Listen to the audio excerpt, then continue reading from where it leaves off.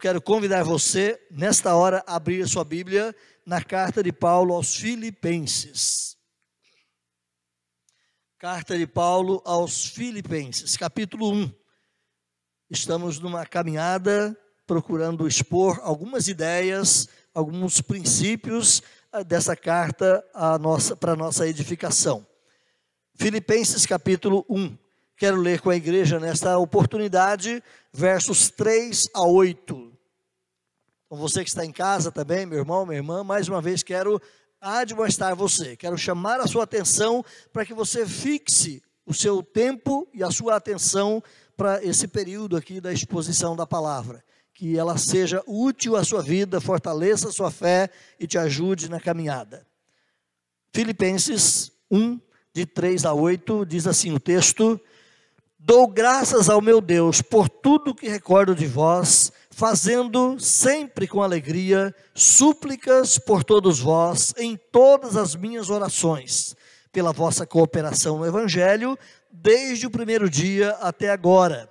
Estou plenamente certo de que aquele que começou boa obra em vós, há de completá-la até ao dia de Cristo Jesus. Aliás, é justo que eu assim pense de todos vós, porque vos trago no coração, seja nas minhas algemas, seja na defesa e confirmação do Evangelho, pois todos sois participantes da graça comigo.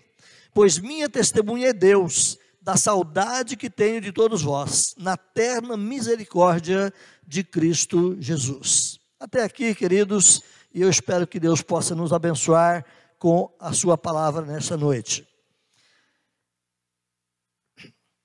Se tivéssemos, irmãos, um teste para medir a depressão de uma pessoa, quem sabe um aplicativo, alguém poderia pensar nisso futuramente, um aplicativo que pudesse medir o nosso nível de depressão. E você, quem sabe ali, ou através da leitura da sua íris, através do contato com o seu aparelho digital, ou quem sabe outros recursos que a cibernética, que os desenvolvimentos nessa área já nos permite ter, quem sabe você poderia ter uma leitura do seu nível de depressão. E se isso fosse possível, numa escala de 0 a 10, qual seria o nível da nossa depressão diária? Talvez muitos de nós ficássemos ali numa média mais baixa, 3, 4, 5, talvez alguns de nós estivéssemos altamente deprimidos, dados os problemas que nos envolvesse no dia a dia, e quem sabe chegaríamos lá no topo, quem sabe uma depressão e nível 9, nível 9,5, quem sabe estourando ali a capacidade de suportar um vale tão terrível como é a depressão. Mas eu trago isso aqui numa possível análise do coração de Paulo ao escrever essa carta. Onde ele estava?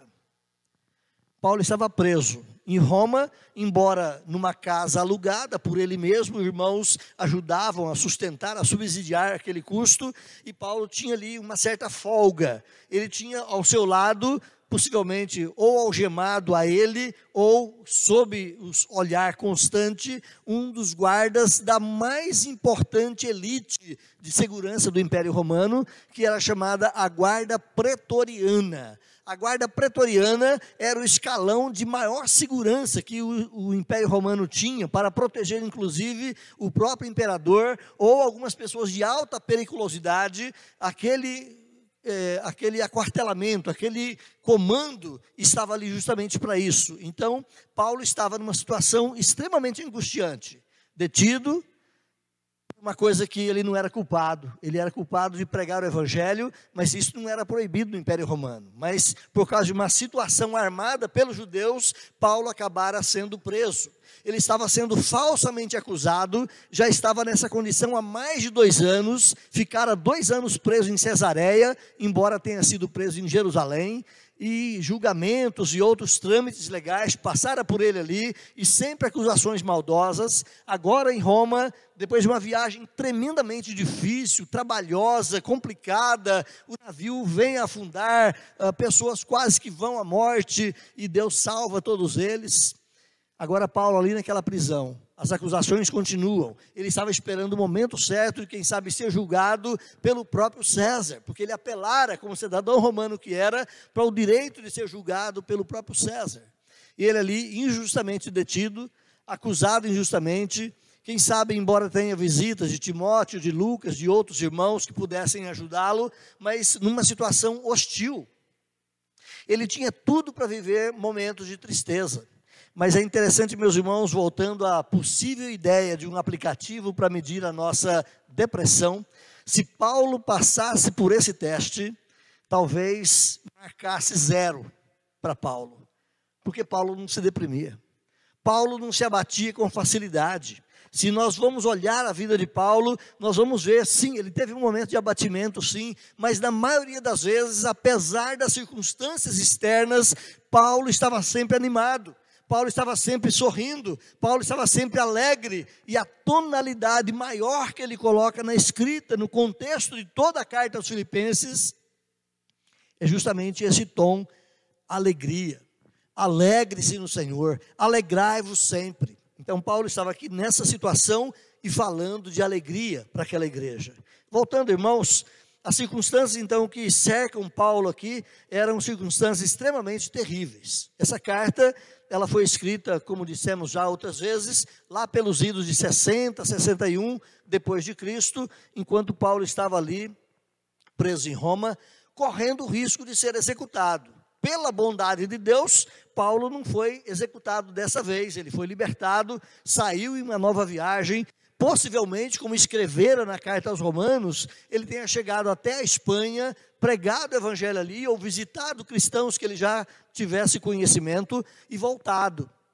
No seu caminho de volta é que ele é preso novamente e então é jogado, não agora numa casa alugada, não numa prisão domiciliar, mas é jogado lá na clausura, lá na masmorra.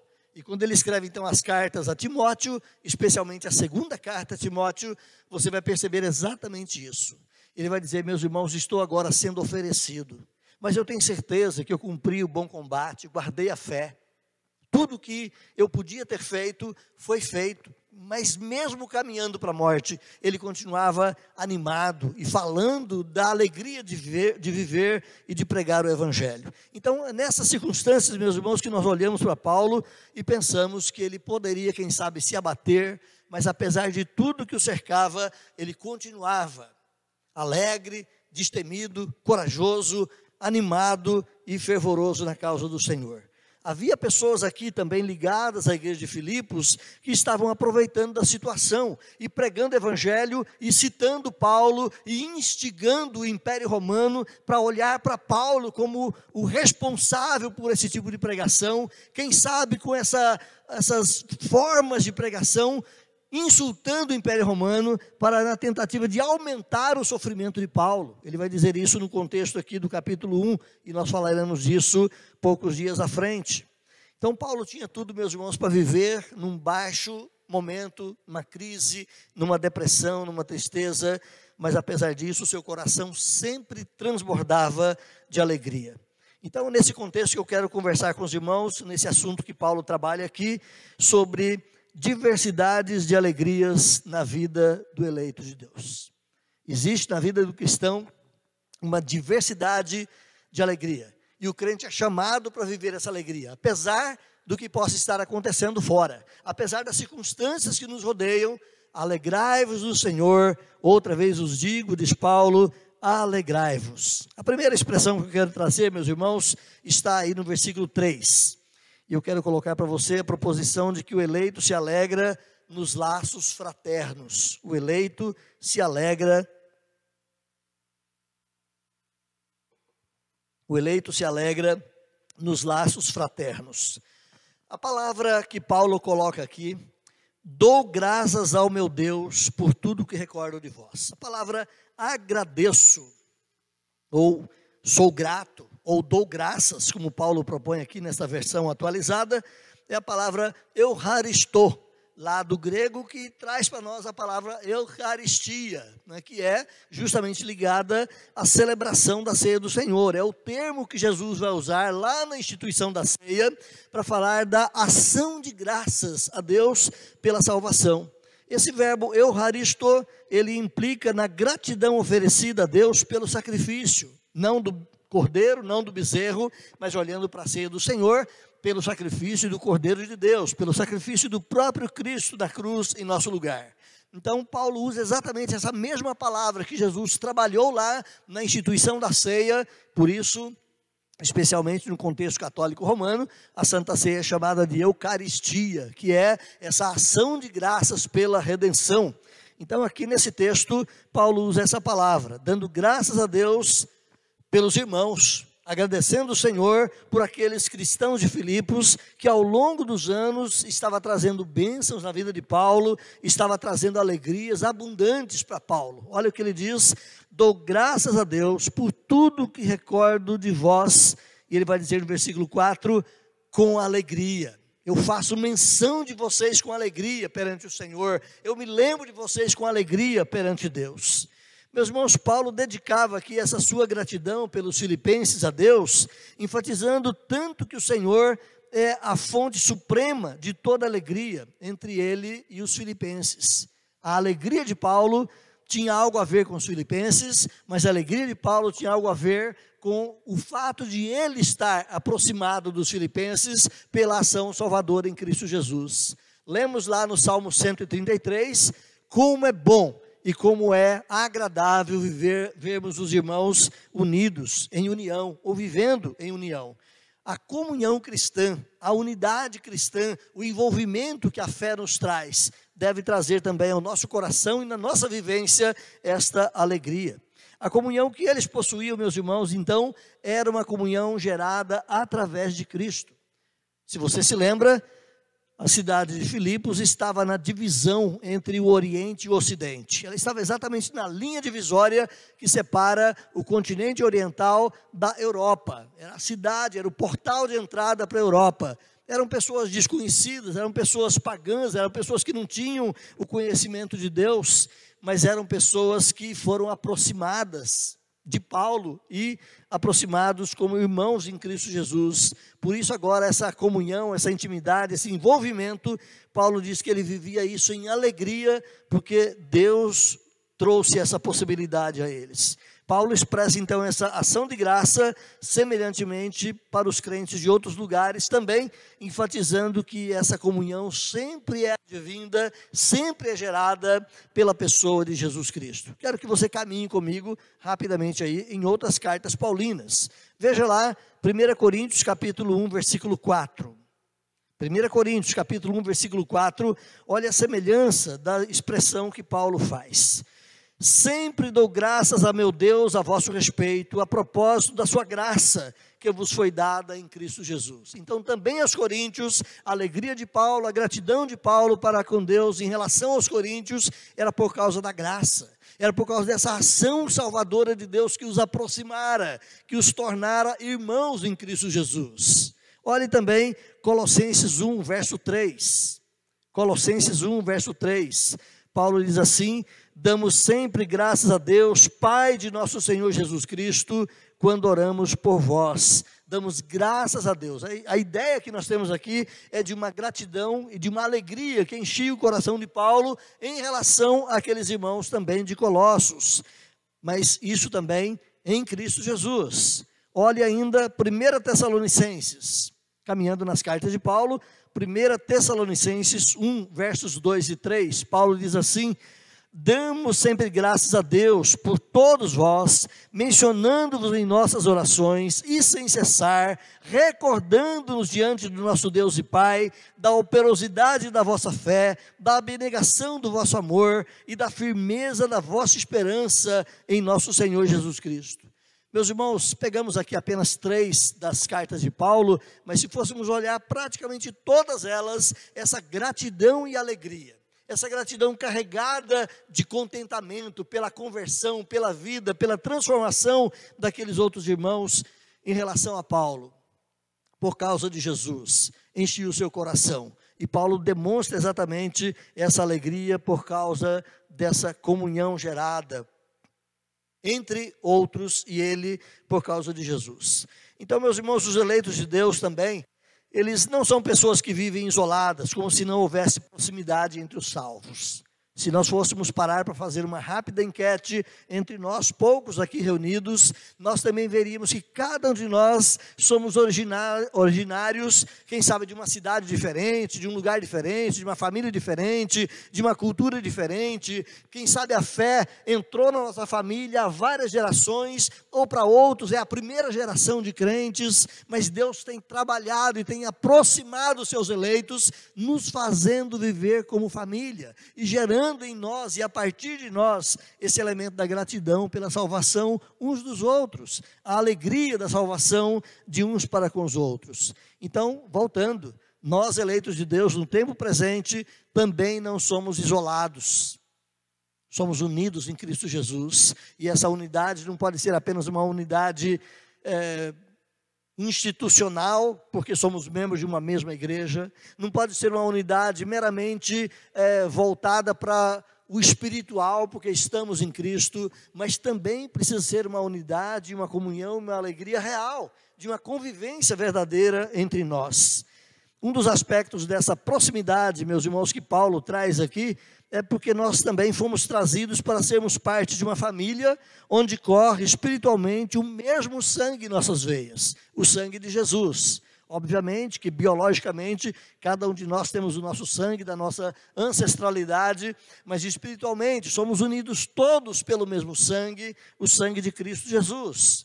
Outro aspecto dessa proximidade é que nós somos todos nivelados também como irmãos, onde nossos afetos, nossos relacionamentos devem ser medidos e devem ser exercidos sob o paradigma do nosso irmão mais velho, Jesus Cristo. Ou seja, todos nós estamos no mesmo nível. Ninguém é melhor que ninguém, ninguém é maior que ninguém, ninguém é mais importante que ninguém, e ninguém também é menor que ninguém, ou menos importante que o outro. Todos nós estamos no mesmo nível. Gosto de olhar para aquela expressão que diante da salvação, todos nós nos encontramos ali, de joelhos, aos pés da cruz. Ninguém mais alto, ninguém mais baixo, mas todos nós ajoelhados diante da cruz. Isso nos gera unidade. Um outro aspecto que fala dessa proximidade, dessa convivência irmanada que temos, irmãos, é que nós estamos na mesma condição também de servos.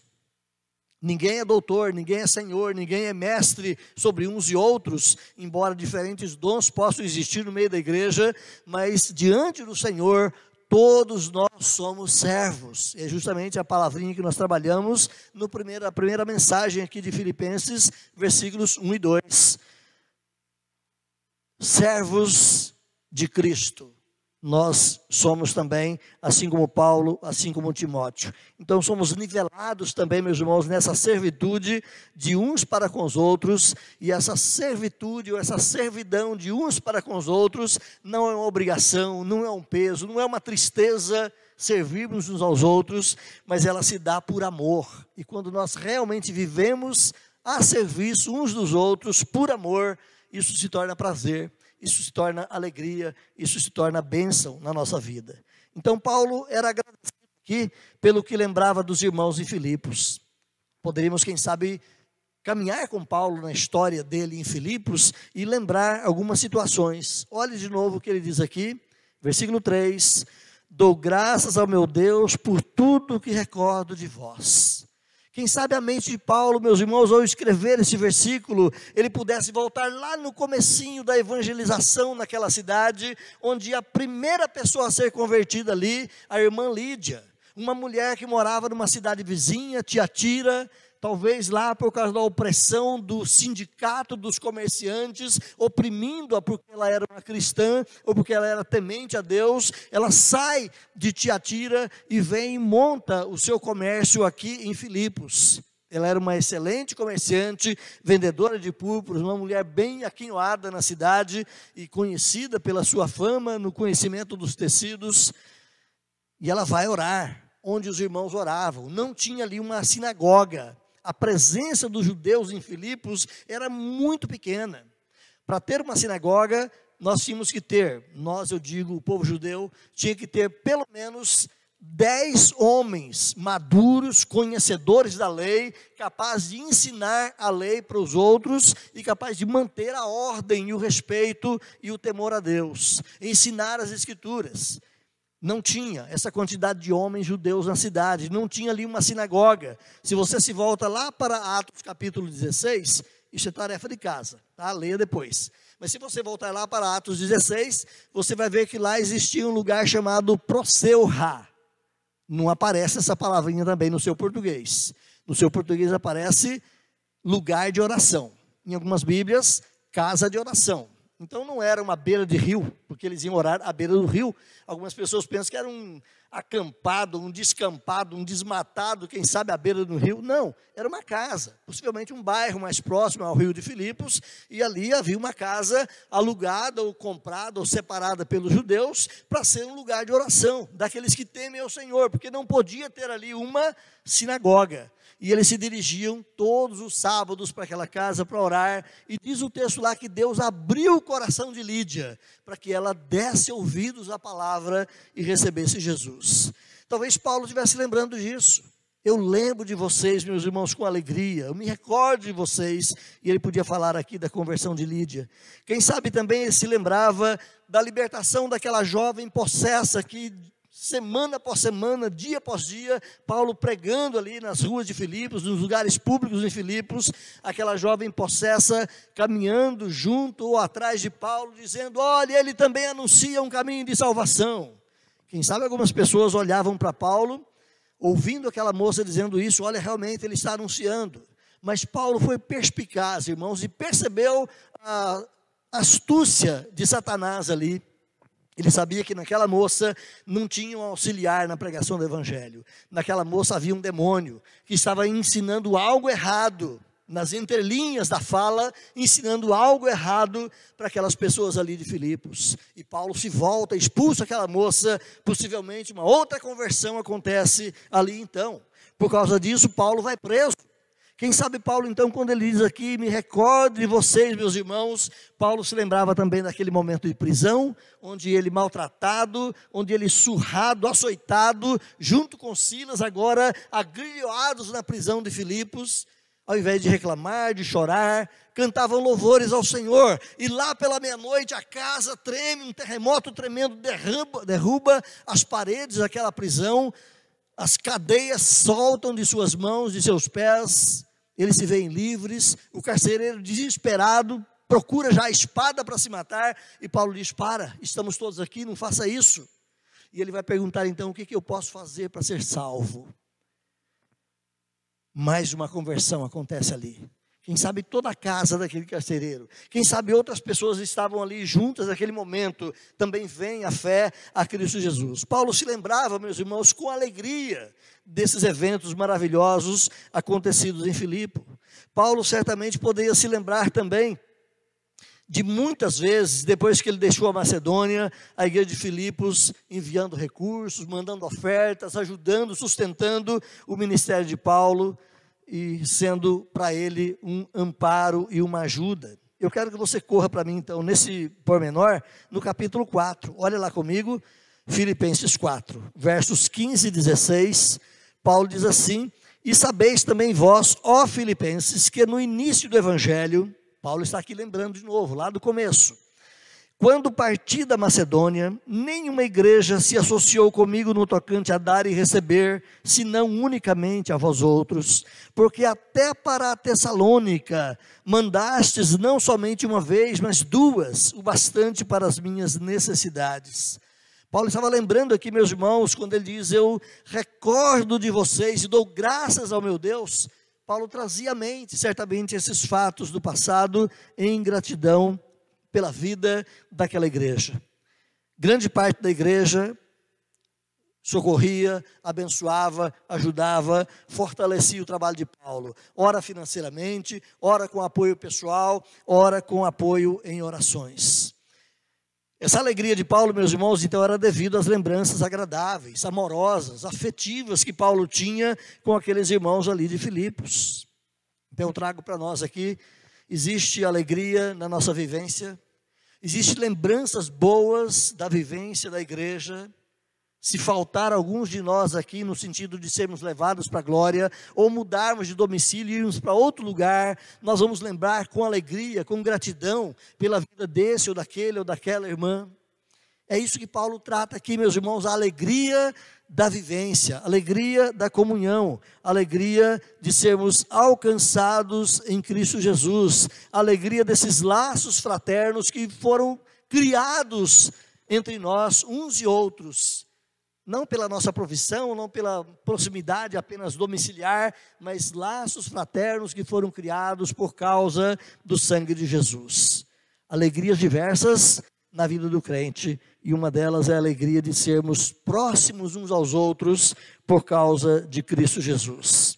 Segunda coisa que eu quero trazer aqui, meus irmãos, lembrando então dessa temática, é que o eleito se alegra também na calorosa intercessão. Olha o versículo 4, Paulo diz: fazendo com alegria, ou fazendo sempre com alegria, súplicas por todos vós em todas as minhas orações. O cristão se alegra numa calorosa intercessão. Nessa sequência, então, Paulo está a demonstrar que também a sua alegria está em orar pelos irmãos. E saber que os irmãos também oram por ele. A reciprocidade nessa intercessão é sinal de alegria para Paulo. O crente, meus irmãos, ele se alegra em interceder diante de Deus também a favor de outros irmãos. Nos alegramos, às vezes com pesar, com lágrimas, com o coração sofrido, sabendo que um irmão, uma irmã está passando por dificuldades, por problemas, quem sabe por enfermidades terríveis que os assolam, mas nos alegramos de poder colocar diante do Senhor, dia após dia, situações após situações, a vida de uns e outros perante o Senhor. Aqueles que são obedientes ao Espírito Santo, irmãos, têm prazer na oração, têm prazer na intercessão. Não cabe aqui nós também querermos criar agora um dispositivo para medir a intensidade, a quantidade de orações que cada um de nós colocam diante do Senhor. Mas certamente o crente ora. Todo crente ora. Pouco ou muito, todo crente ora. Se o crente não ora, eu diria para você, ele não é crente. Se o hábito da oração não é uma realidade na sua vida, se o hábito da oração não é uma verdade para você, só ora quando vem na igreja, só ora quando vai a algum culto, meu irmão, minha irmã, consulte o seu coração, consulte a sua fé, porque o crente ora. Orar é conversar com o Pai. Orar é abrir nosso coração diante de Deus. Orar é colocar a nossa alma aberta perante Ele, seja nas ansiedades, seja nas tristezas, seja nas alegrias. E o cristão ora. Por natureza, o cristão ora. Então, uma intercessão fiel e sincera é muito mais do que uma obrigação para o crente. Ele não ora por obrigação, não ora porque o pastor manda, não ora porque a igreja cobra, não ora porque tem reuniões de oração ou vigílias de oração na igreja. Ele ora porque orar é um prazer. Como alguém já disse, a oração é a respiração da alma. Todo crente tem vida em si por causa de Jesus, todo crente ora. Intercessores fiéis são mais preocupados com as necessidades e com o bem-estar dos outros do que muitas vezes com as suas próprias necessidades. E nós vemos Paulo aqui dizendo isso: eu oro por vocês com alegria, faço súplicas por todos vós em todas as minhas orações. Não era um peso para Paulo, era um prazer. Lembrar dos irmãos e falar com Deus: Senhor, aquela família lá de Filipos, Senhor, aquela outra família lá de Corinto, Senhor. E Paulo fazia isso com alegria, é isso que ele coloca para nós, irmãos. E também o crente de hoje, ele tem a mesma satisfação, a mesma disposição, a mesma alegria em orar ao Senhor. Benefício e bênção são dados àqueles que intercedem. E nós vamos ver Paulo, apesar das suas lutas, dificuldades, problemas, mas ele também recebendo benefícios e bênçãos, porque ele era um intercessor. Então nós vamos ver Paulo aqui se alegrando na intercessão pelos Filipos. Para o apóstolo Paulo, interceder por seus irmãos, como já dissemos, não era um peso, não era um trabalho, não era obrigação difícil, mas ele fala: eu faço isso com alegria. Olha aí, grife na sua Bíblia aí, versículo 4, com alegria. De acordo com a definição do Novo Testamento, alegria trata-se de um senso de bem-estar e de felicidade, que independe, de novo, das circunstâncias externas. Paulo estava preso, estava maltratado, estava sendo oprimido, estava sendo condenado, estava sendo acusado injustamente, mas ele fala: estou aqui com alegria, orando ao Senhor, lembrando de vocês. A alegria de Paulo, irmãos, então, ela independia das circunstâncias. Como lembramos, ele estava preso.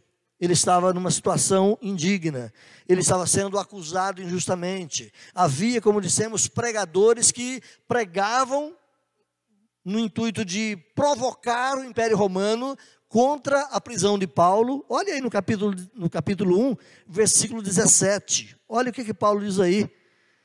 Aqueles, contudo, pregam a Cristo por discórdia, insinceramente, ou de uma maneira hipócrita e errada, julgando suscitar tribulações às minhas algemas, às minhas cadeias.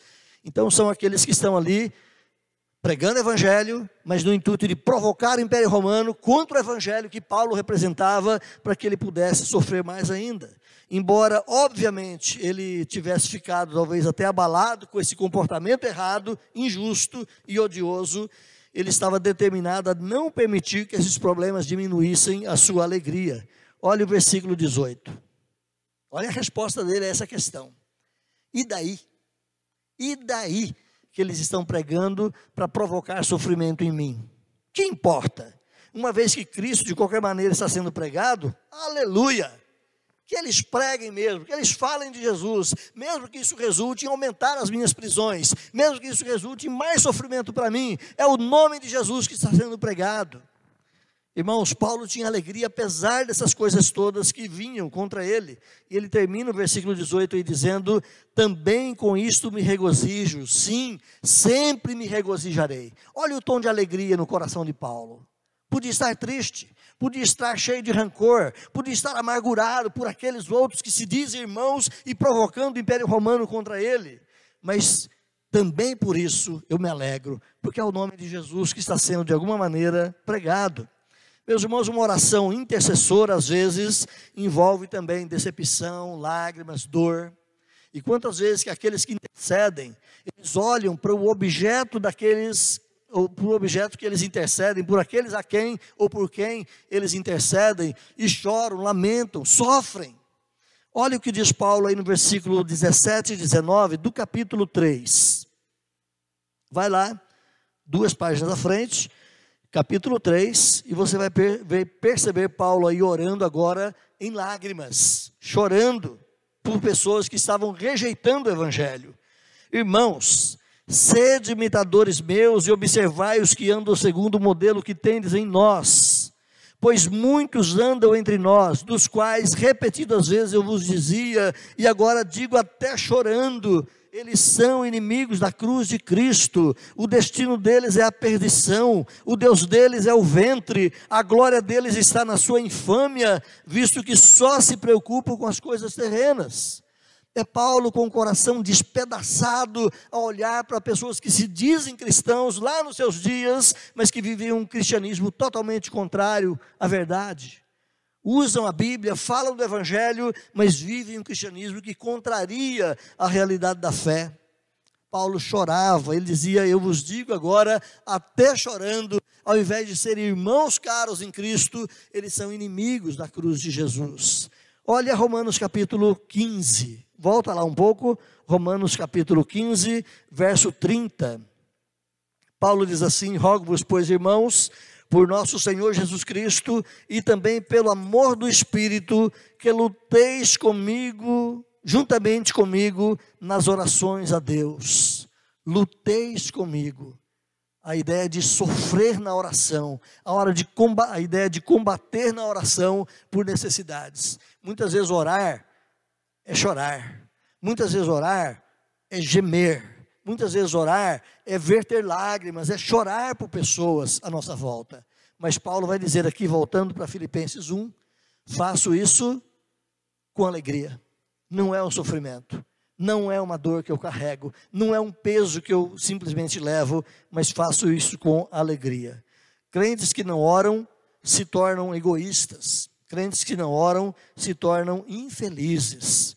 John MacArthur é um pregador extremamente conhecido do meio evangélico da nossa época, e ele diz que parece que durante a maior parte da história da igreja, apenas uma minoria de cristãos conhecera a verdadeira alegria dada por Deus aos seus filhos obedientes.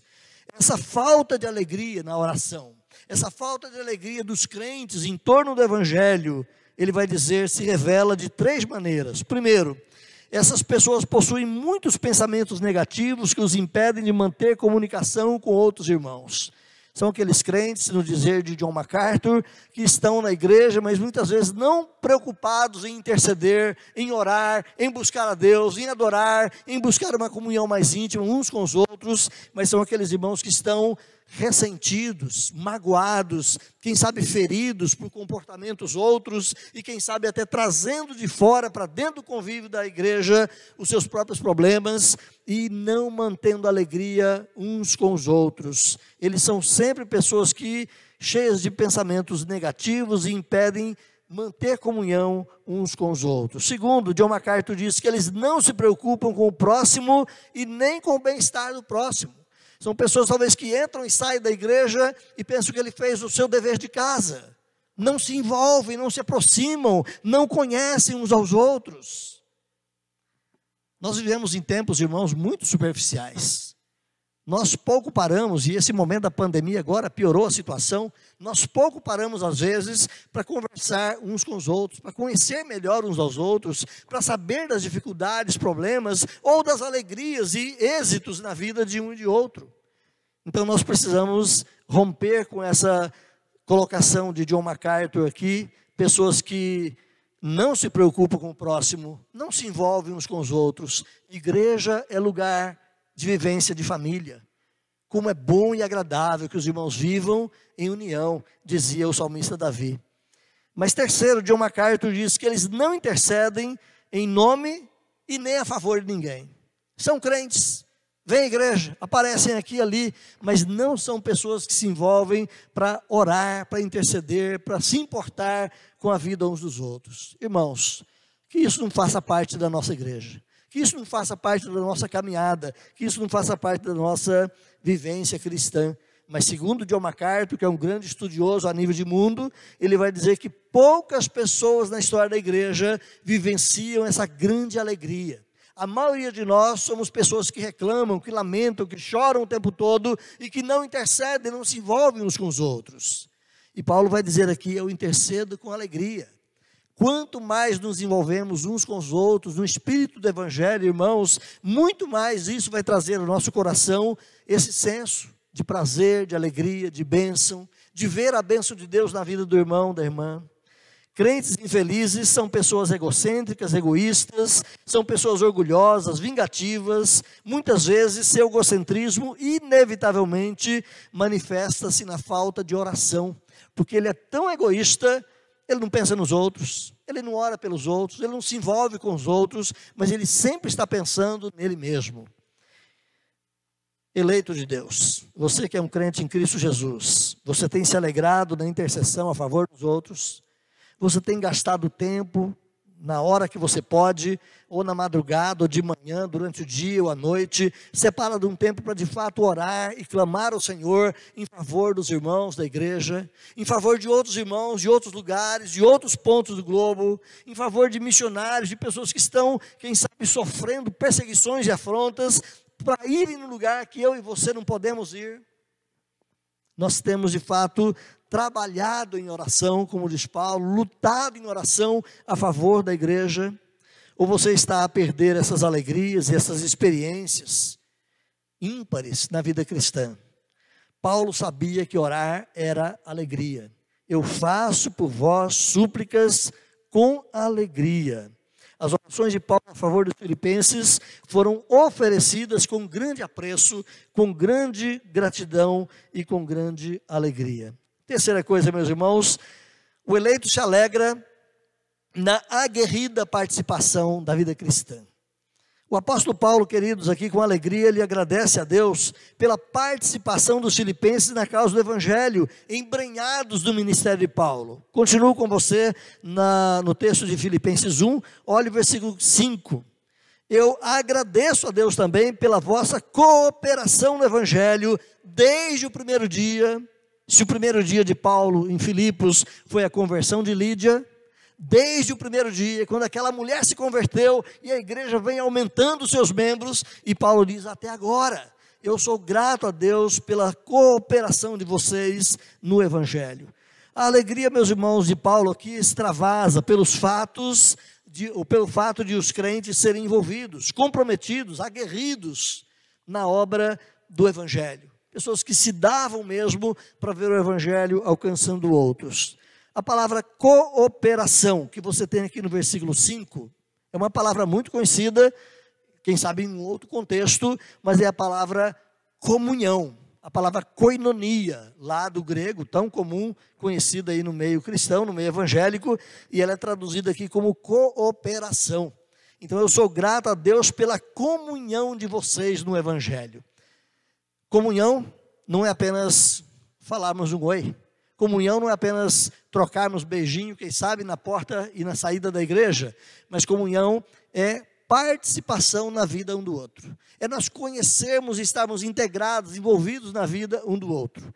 Essa palavrinha comunhão, lá no seu começo da história da literatura grega, ela tinha inicialmente o sentido da participação do cidadão nas obras do Estado. Por exemplo, você mora aqui na região, a rua que você mora tem muita umidade, isso é próprio aqui da nossa cidade, e ali na rua nasce muito mato e cresce sujeiras ali, ou então a água vai empoçando, e você sabe que o dever é do município, de fazer essa limpeza toda. Mas, dadas as circunstâncias todas, o município não faz isso, e você pega lá a sua enxada, a sua vassoura, e vai para a rua, e carpe ali perto da tua casa, e limpa. Você está tendo comunhão com o Estado, você está tendo parceria com o Estado. Inicialmente, essa palavra lá na língua grega, ela designava esse tipo de parceria. A ajuda do cidadão nas coisas do Estado.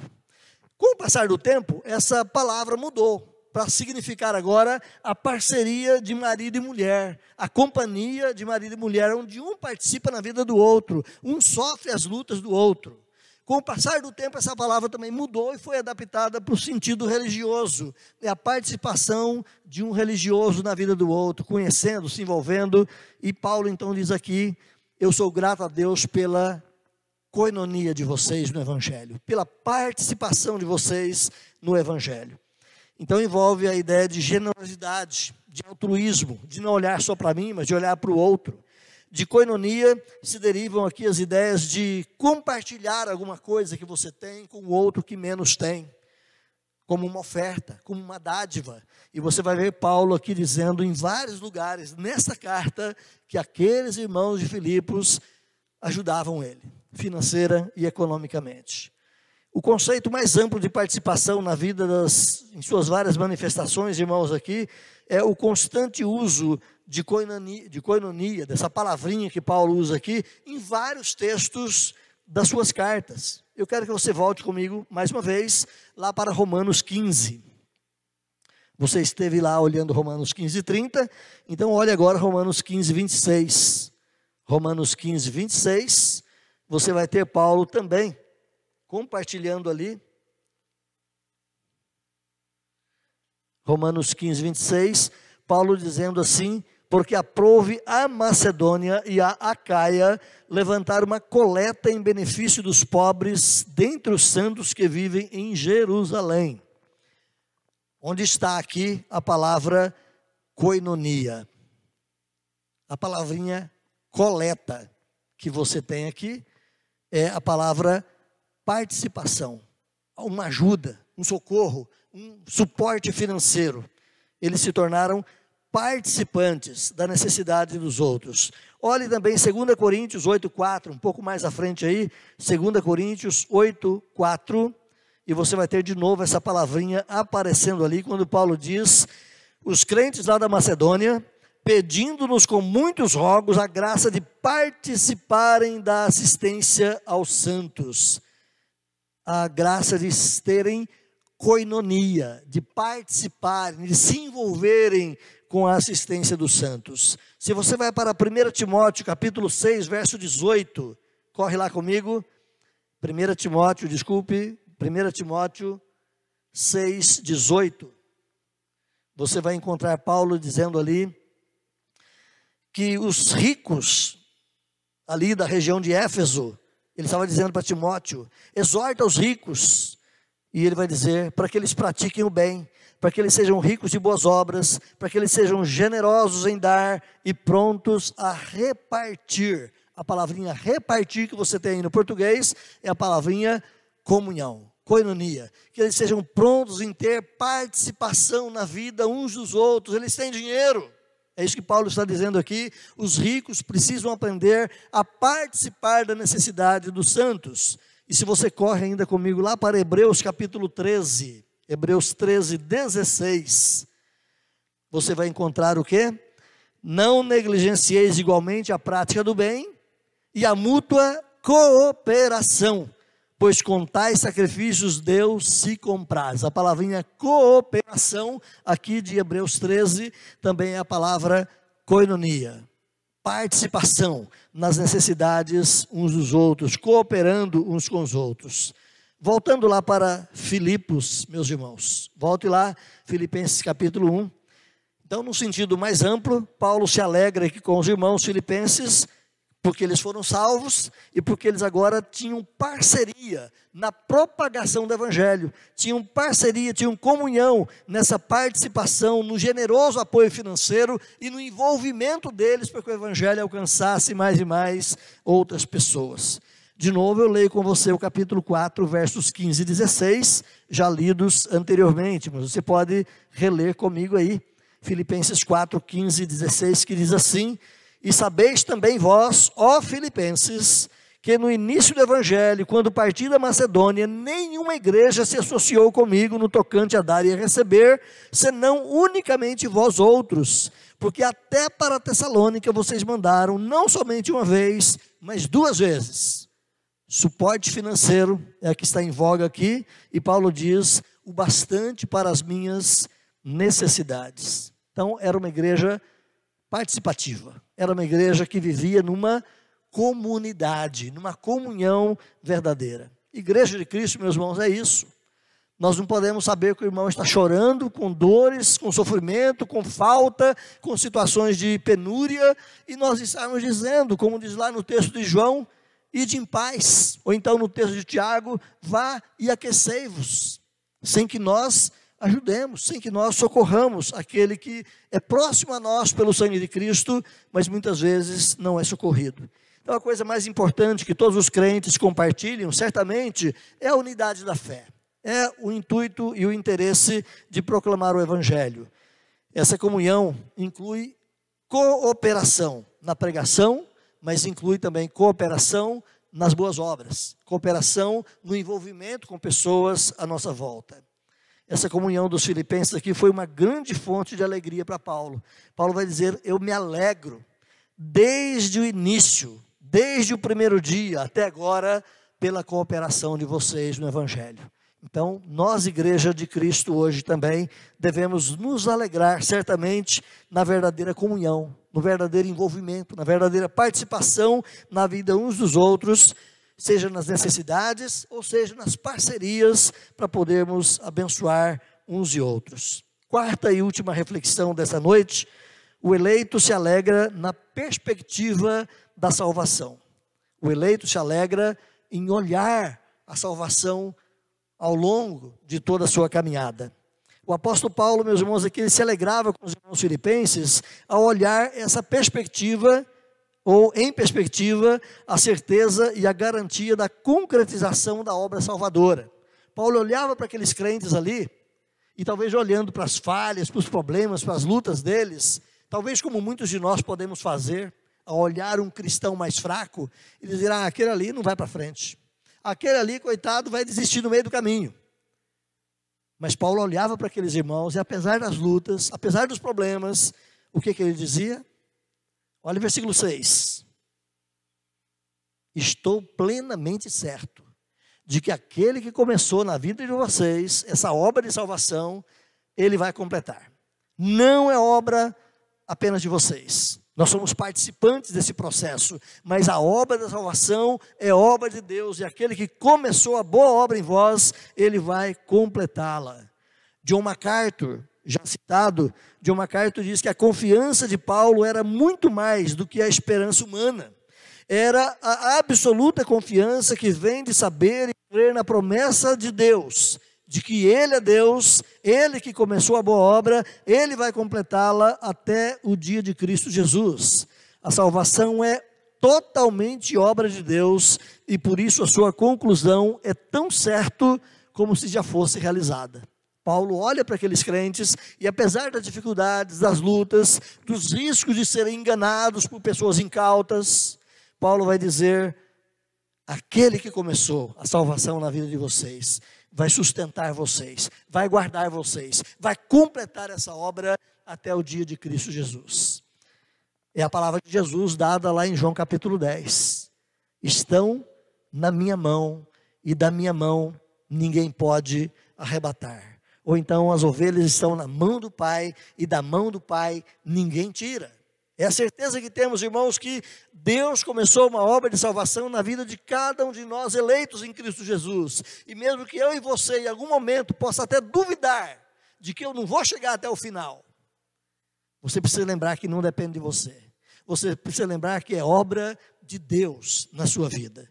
Então nada pode incentivar um cristão tanto quanto o conhecimento de que, apesar das incertezas e das dificuldades da vida, um dia ele vai ser aperfeiçoado, um dia ele vai de fato ser concluído nessa obra salvadora. Não importa quantas derrotas ele possa ter experimentado na vida, não importa quantas capotadas ele possa dar no percurso da caminhada, não depende dele. Aquele que está em pé, veja que não caia, diz o apóstolo Paulo aos Coríntios, mas se cair, você se lembra do complemento? Se cair, poderoso é Deus para o suster. O eleito de Deus, apesar de muitas vezes tropeçar e cair, se ele é um eleito de Deus, o Senhor vai levantá-lo, o Senhor vai trazê-lo de volta, e aquele que começou a boa obra, esse vai completá-la até o dia final. O homem alcançado pela graça, meus irmãos, não é um agente passivo. Bom, já que é Deus que faz, então eu não vou fazer nada. Não, o agente alcançado pela graça, ele não é passivo. O homem alcançado pela graça não é passivo, ele participa sim. Ele tem responsabilidade, ele se envolve, ele se santifica, ele confessa, ele volta atrás, ele começa de novo. Mas ele sabe que por trás de tudo isso, Deus está com a sua mão poderosa, sustentando e conduzindo ao último dia. A salvação não depende somente dele. Ele age, mas o sustentáculo de tudo é o Senhor. William Hendrickson vai dizer o seguinte: ainda que seja verdade que Deus inicia a sua obra para completá-la, também é verdade que uma vez tenha Deus começado a sua obra nos homens, estes jamais permanecem como meros instrumentos passivos. Ou seja, é certo que é Deus que começa, e é certo que é Deus que vai nos conduzir até o fim, mas é certo também que o cristão não é um marionete, o cristão não é um passivo, mas ele está ativamente envolvido na caminhada da sua salvação. A boa obra que Deus começa, diz Paulo aqui, nos corações e nas vidas dos filipenses, foi aquela obra da graça, salvadora em Cristo Jesus. Lembra do dizer lá de Atos 16?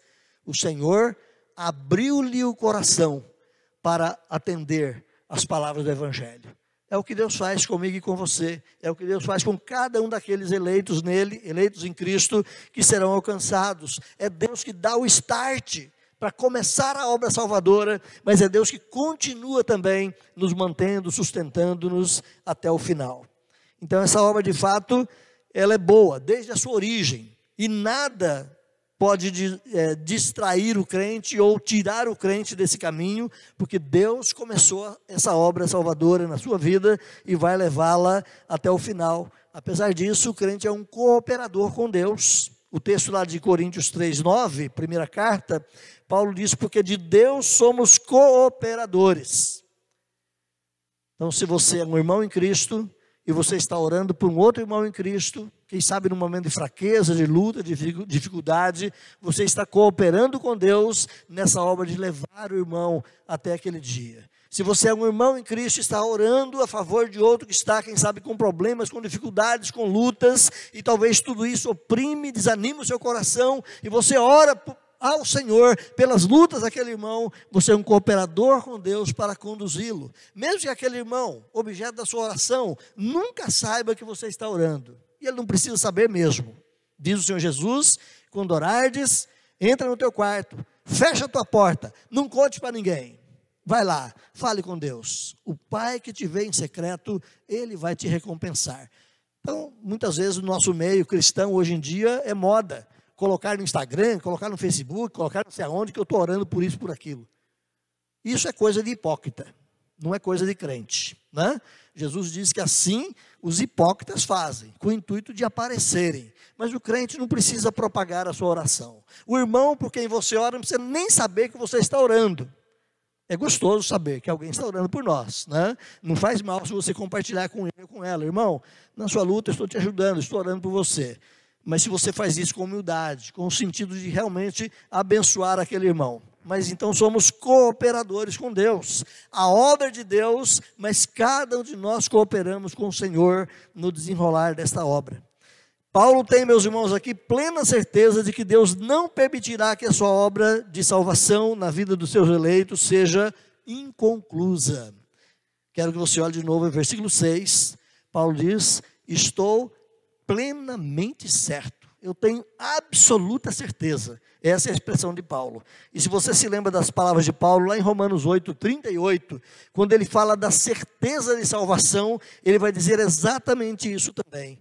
Porque estou bem certo de que nada pode separar o crente de Cristo Jesus. É a mesma palavra que Paulo usa aqui em Filipenses 1:6, é a palavra que Paulo vai usar lá em Romanos 8:38. O mesmo verbo grego, a palavra peito, Paulo vai usar para um e para outro, e nessas duas afirmações está aqui essa expressão de eu tenho certeza. Eu estou confiante, eu estou certo, eu estou persuadido, eu estou convencido. Essa é a expressão de Paulo aqui. Então a força produzida, meus irmãos, por essa expressão que Paulo usa aqui, é de uma convicção muito fundamentada. Não no ser humano, mas na obra poderosa de Deus. Não na pessoa do indivíduo, que é o objeto da salvação, mas na pessoa daquele que é o promotor da salvação em nossa vida. Então não resta dúvida. Se Deus começou uma obra de salvação na sua vida, meu irmão, você vai tropeçar, pode até cair, mas Deus vai levantá-lo, vai supri-lo e vai levá-lo até o último dia. Então, cada aspecto da salvação é pela vontade de Deus, é pela escolha soberana de Deus, é pelo agir soberano do Senhor.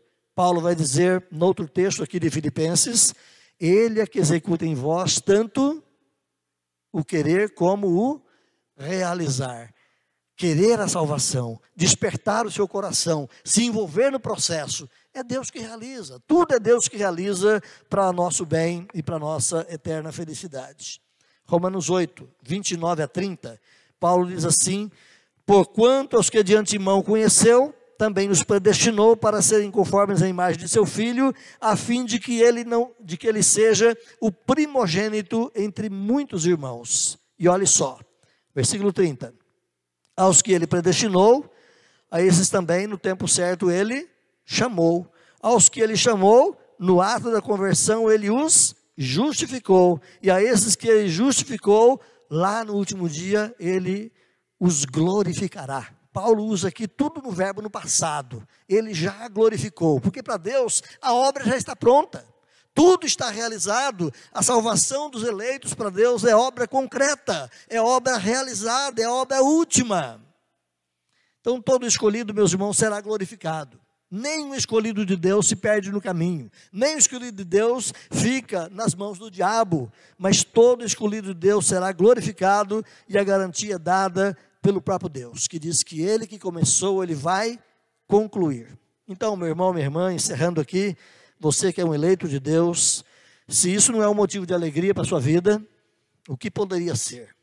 Precisa rever então, se de fato está em Cristo Jesus. Se a sua vida não está banhada de alegria o tempo todo, você precisa se voltar para as bases da sua fé em Cristo Jesus. Lembra da nossa analogia lá do comecinho, da introdução? Se tivesse um aparelho para medir o nível de depressão da nossa vida, quanto de depressão, de tristeza, de insatisfação, de incômodo esse aparelhinho notificaria no meu e no seu coração, dadas as circunstâncias que nós vivemos. Paulo estava lá, no meio desse burburinho todo, mas talvez esse aparelhinho para Paulo marcasse 0. porque as coisas externas não afetavam o seu coração. A sua alegria, o seu contentamento, o seu entusiasmo permanecia o mesmo, porque ele não olhava para si mesmo, mas olhava para o Senhor. Múltiplas alegrias encheram o coração de Paulo ao se contatar com os crentes de Filipos aqui nessa carta. Múltiplas alegrias também, como diz o nosso tema, devem encher o seu coração ao nos contatarmos com Paulo, ao lermos a carta, ao descobrirmos essas verdades tremendas que ele coloca para nós. Alegrai-vos no Senhor, diz Paulo. Alegrai-vos sempre. Outra vez os digo, alegrai-vos. Irmãos, que a alegria do Senhor, a alegria do Evangelho, a alegria da fé, a alegria da salvação, possa inundar o seu coração. Que nas horas de dificuldade, ao invés de olhar para baixo e chorar pela sua luta, olhe para cima. Olhe para a obra de Deus, olhe para a promessa de Deus na sua vida e lembre que tudo isso vai passar. As dores, as lutas, as lágrimas ficam aqui, mas a salvação que Deus nos oferece é eterna em Cristo Jesus. Deus te abençoe, Deus te fortaleça, Deus te anime nessa caminhada. Amém?